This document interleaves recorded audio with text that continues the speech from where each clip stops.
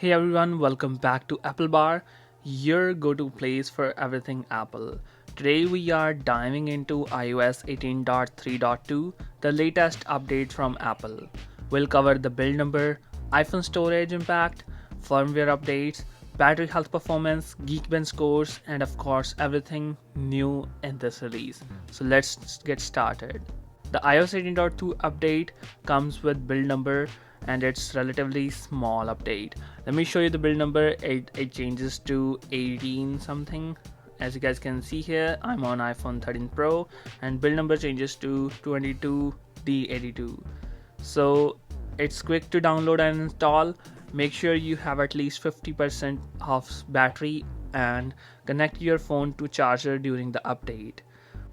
One common concern with updates is how they impact storage. After updating, I noticed that the update freed up around 500 MB of storage thanks to optimization in the system files. If you're running low on space, this update might actually help. For those who wondering about firmware changes, I'll let you know that there is not any new firmware update, so that means you're not having any problem with the network or Wi-Fi or Bluetooth, because in the older firmware version everything was working flawless. So now let's talk about the battery health. As you guys can see here, this is my iPhone 13 Pro and the battery health is pretty down and it's on service at 68%, but still after the update my battery health remains same, stable at 68%. I didn't notice any additional drain during normal usage. Apps like Safari, Messages, and even gaming performance just as expected. Performance wise, iOS 18.3.2 is solid. On Geekbench, I'm going to show you some performance test, and with the single core and with the multi-core you can see the difference. So iPhone 13 Pro iOS 18.3.2 with 6 gigs of RAM have CPU benchmark scores of this with the single core score and with the multi-core.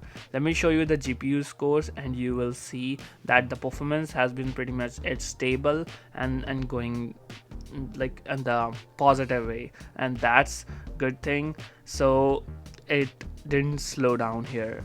Right now, what's new? This update primarily focus on bug fixes and security enhancement.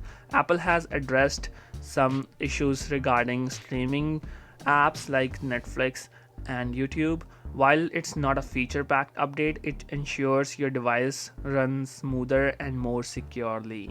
So, should you update?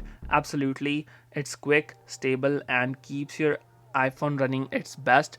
Let me know in the comments how the update is performing in your device, and don't forget to like, share, and subscribe for more Apple updates here on Apple Bar. See you in the next one.